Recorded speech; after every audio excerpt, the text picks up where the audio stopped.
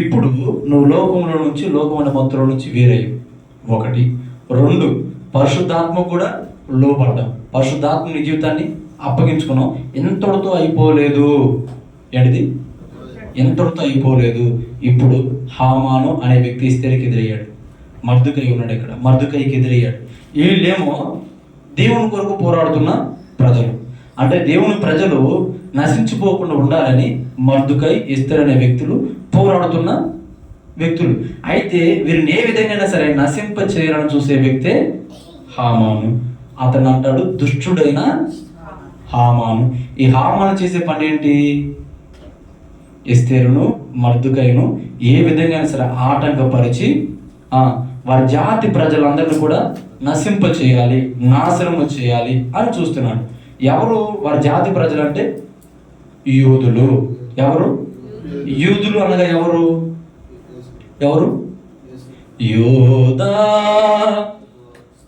స్తుతి గోత్రపు సింహమ. గోత్రం అంటే తెలుసా?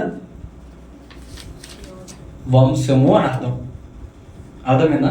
యోధా స్తుతి గోత్రపు సింహం అంటే ఇప్పుడు వీళ్ళెవరు మరి? ఏ వంశం?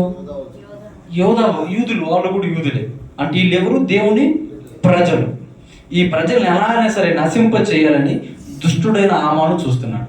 ఇప్పుడు నేనేం చెప్తున్నానంటే, మొట్టమొదట రక్షించబడ్డావు, 2వది ఆత్మకు అప్పగించుకున్నావు, 3వది అప్పగించుకున్న తర్వాత ఆటంక పెట్టే హామాను వస్తాడు, జాగ్రత్త. ఏంటిది? ఆటంకపరిచే హామాను వస్తాడు, నీ భక్తి జీవితాన్ని పతనం చేయడానికి చూస్తాడు, జాగ్రత్త. అయితే ఆటంకపరిచే హామాను వచ్చినా నువ్వు దేవుని మీద కనుక ఆధారపడిన బిడ్డవైతే హామాను కూడా అంతు లేకుండా వెళ్ళాల్సిందే. ఏంటిది? హామానైనా సరే, అపవాదిగాడైనా సరే, నీవు దేవునికి లోబడే వ్యక్తివైతే, దేవుని మాటకి విధేయత చూపే వ్యక్తివైతే ఎవరు వచ్చినా పక్కకి వెళ్ళక తప్పదు. ఎందుకు అంటే అక్కడ వారిని దేవుడు నిలబెట్టాలి అనుకున్నాడు. దేవుడు నిలబెట్టాలి అనుకున్నప్పుడు మనుషులు ఎవరు పడగొట్టగలుగుతారు? ఆఖరికి దుష్టుడైనా సరే. అవునా కదా? ఈ దుష్టుడైన హామాను ఏం చేశాడంటే, వారిని ఏ విధంగానే సరే ఆటంకపరచాలి, వారిని ఏ విధంగానే సరే ఆ రాణి స్థానంలో నుంచి దించేయాలి, ఎలాగైనా సరే వీరిని నశింప చేయాలి అని అనుకున్నాడు. ఎవరు? హామాను. ఎక్కడుంటాడు ఈ హామాను అంటే ఎస్తేరు గ్రంథంలో 3వ అధ్యాయంలో ఉంటాడు. ఇప్పుడు మనం 3 సంగతులు చెప్పుకున్నాం. ఏమేంటి? 1, 2 పరిశుద్ధాత్మకు అప్పగించుకోవాలి. అప్పగించుకున్న తర్వాత ఈ హామాను లాంటి వాడు వస్తాడు మనల్ని కూడా ఆత్మీయ జీవితంలో ఆటంక పెట్టడానికి. అయితే ఈ హామాను లాంటి వాడు ఏ రూపంలో వస్తాడు? ఏ రూపంలో వస్తాడు? హామాను అని పేరు పెట్టుకొని వస్తాడా? గుర్తుపట్టవచ్చు. మరి దుష్టుడైన పేరుతో వస్తాడా? గుర్తుపట్టవచ్చు. లేదు అపవాదనే పేరుతో వస్తాడా? గుర్తుపట్టవచ్చు. కానీ వాడు ఏ రూపంలో వస్తాడో తెలియదు. హామాను అనేవాడు గుంటనొక్క స్వభావం కలిగిన వాడు. ఏంటిది? గుంటనొక్క స్వభావం కలిగిన వాడు. అంటే గుంటనొక్క అనేది ఎలా ఉండిద్ది? ద్రాక్ష చెట్టు దగ్గరికి వెళ్ళంట, పైకి కనిపించకుండా కిందకి లేర్లు కట్ చేసిందంట. అర్థమవుతుందా? ఈడు కూడా అంతే. దుష్టుడైన హామాను అంటే ఎదుటోళ్ళు బాగుంటే చూసి ఓర్చుకున్నాడు. అయితే నేనేమంటున్నానంటే, ఈ హామాను నీ జీవితంలోకి కూడా నా జీవితంలో కూడా ప్రవేశిస్తాడు. దేనికి?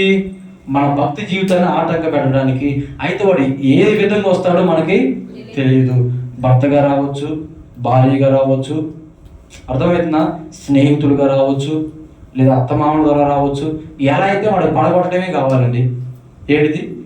వాడు దుష్టుడికి ఎలా ఏం చేస్తాడంటే వాడు ఏ రూపాయలైనా వచ్చి మన భక్తి జీవితాన్ని పతనం చేయటమే వాడి పని. అదే వాడి లక్ష్యం.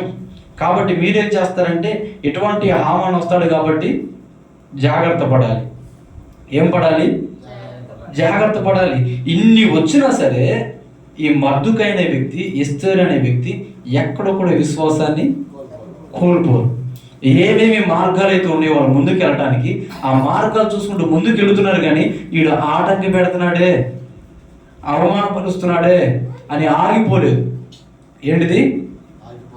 ఎవరో ఆపుతున్నారని ఆగిపోలేదు. భక్తి జీవితం కూడా ఎలా చేయాలంటే, ఎవరో ఆపితే ఆగేటట్టు ఉండకూడదు. ఎవరో నేడు తెలియటట్టు కూడా ఉండకూడదు. దైవ భక్తి విషయంలో ఏం చేయాలి?